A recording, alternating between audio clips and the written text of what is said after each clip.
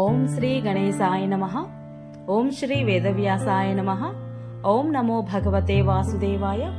మహాభారత గ్రంథ పారాయణలో భాగంగా మనం ఈరోజు 296వ రోజుకు వచ్చేసాము. భీష్మ పర్వంలో ఉన్నాము. ఈరోజు మనము శ్రీమద్ భగవద్గీత అర్జున విషాద యోగం గురించి తెలుసుకోబోతున్నాము.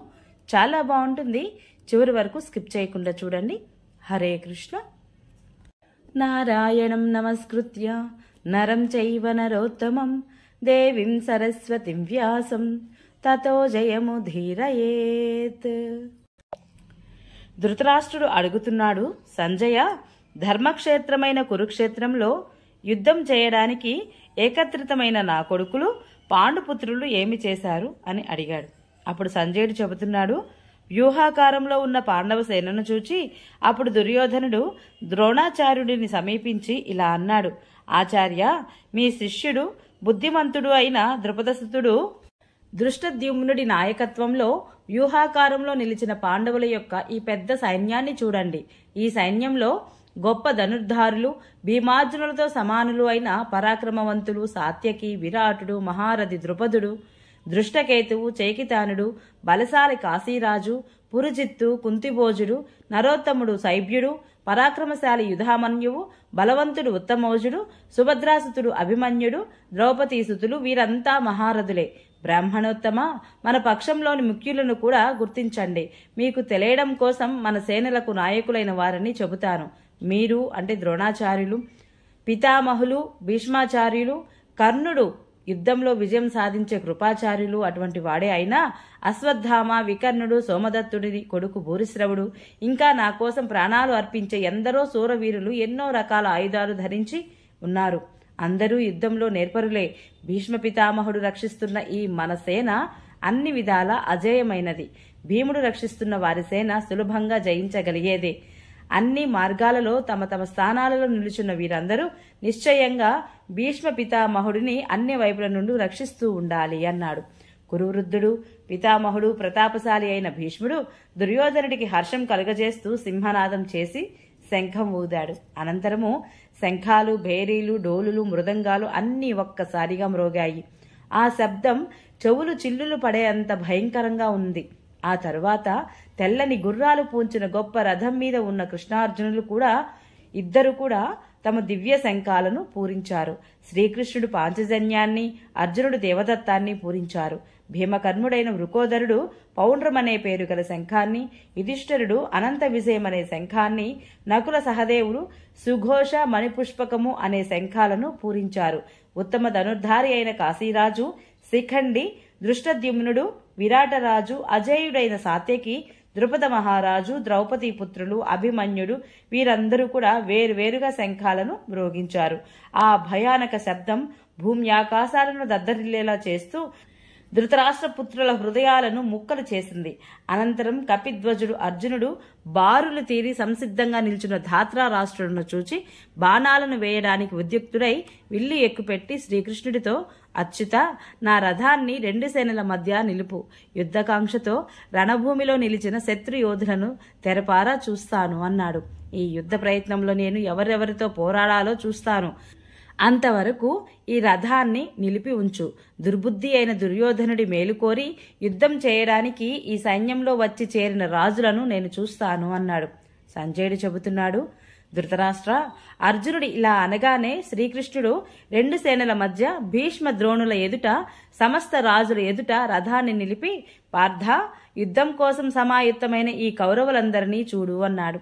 అర్జునుడు ఆ 2 పక్షాలలోని పెదతండ్రులను, పినతండ్రులను, తాతలను, తండ్రులను, గురువులను, మేనమామలను, సోదరులను, పుత్రులను, పౌత్రులను, మిత్రులను, మామగార్లను, స్నేహితులను అందరినీ చూశాడు.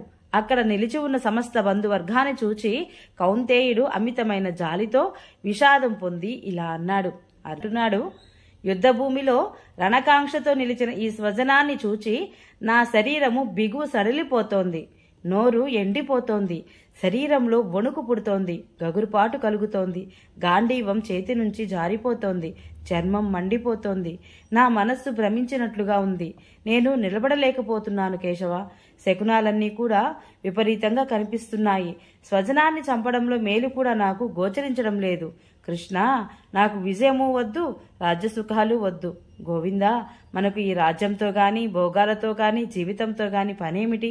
ఎవరి కోసము రాజ్యం భోగాలు సుఖాలు కోరుకుంటున్నామో వారంతా తమ ప్రాణాలను ధనాలను విడిచి యుద్ధరంగంలో నిలుచున్నారు.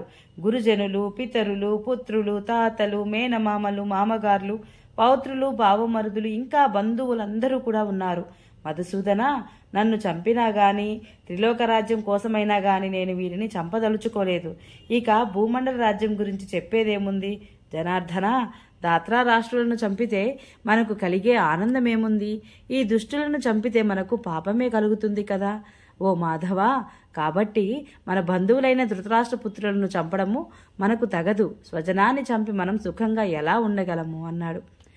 వీరు ఒకవేళ లోభచిత్తులై కులనాశనం వలన కలిగే దోషాన్ని, మిత్రద్రోహం వలన కలిగే పాపాన్ని గ్రహించలేదనుకో జనార్దన, కులనాశనం వలన కలిగే దోషాన్ని తెలిసిన మనము పాపా నుండి తప్పించుకోవడానికి ఎందుకు ఆలోచించకూడదు? కులనాశనం వలన కలిగే దోషాన్ని తెలిసిన మనము పాపా నుండి తప్పుకోవడానికి ఎందుకు ఆలోచించకూడదు? కులనాశనం వలన సనాతన కుల ధర్మాలు నశిస్తాయి. ధర్మం నశించగానే కులం మొత్తం అధర్మం చేత అణిచివేయబడుతుంది. ఓ కృష్ణ, అధర్మం పెచ్చుమీరడం వల్ల కుల స్త్రీలు దూషితులవుతారు. వార్ష్ణేయ, స్త్రీలు దుష్టులు అయితే వర్ణ సంకరం కలుగుతుంది. ఈ సాంకర్యం కులాన్ని చెరిచేవారికి కులానికి కూడా నరకాన్నే కలిగిస్తుంది. వారి పితరులు తర్పణాలు శ్రాద్ధ భోజనాలు లేక పతితులైపోతారు. కులఘాతినులు యొక్క వర్ణ సంకర కారకాలైన ఈ దోషాల వలన శాశ్వతమైన కులధర్మాలు జాతి ధర్మాలు నశించిపోతాయి.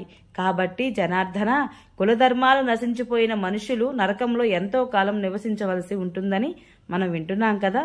ఎంత శోచనీయము! రాజ్యం పట్ల సుఖాల పట్ల లోభం చేత స్వజనులను చంపడానికి ఉద్యుక్తులైన మనము మహాపాపాన్ని చేయడానికి సిద్ధంగా ఉన్నాము. అంతకంటే ప్రతీకారం కోరని శస్త్రాన్ని ధరించిన నన్ను ఆయుధధారులైన ధాత్రారాష్ట్రులు యుద్ధంలో నన్ను చంపినా అది నాకు మిక్కిలి క్షేమమే అవుతుంది అన్నాడు. అప్పుడు సంజయుడు అంటున్నాడు, శోకాకుల చిత్తుడైన అర్జునుడు ఇలా అని యుద్ధంలో బాణంతో పాటు ధనస్సును విడిచివేసి రథం వెనుక భాగంలో కూలబడిపోయాడు అని చెప్పాడు. ఓం నమో భగవతే వాసుదేవాయ. ఈరోజు అర్జున విషాద యోగము భగవద్గీతలోని మొదటి అధ్యాయము పారాయణ పూర్తి చేయడం జరిగింది. రేపు మనము శ్రీమద్ భగవద్గీతలోని 2వ అధ్యాయము సాంఖ్యయోగం గురించి తెలుసుకోబోతున్నాము. చాలా బాగుంటుంది. హరే కృష్ణ. ఈ వీడియో మీకు నచ్చినట్లయితే please subscribe my channel, like, share, comment please. Thank you.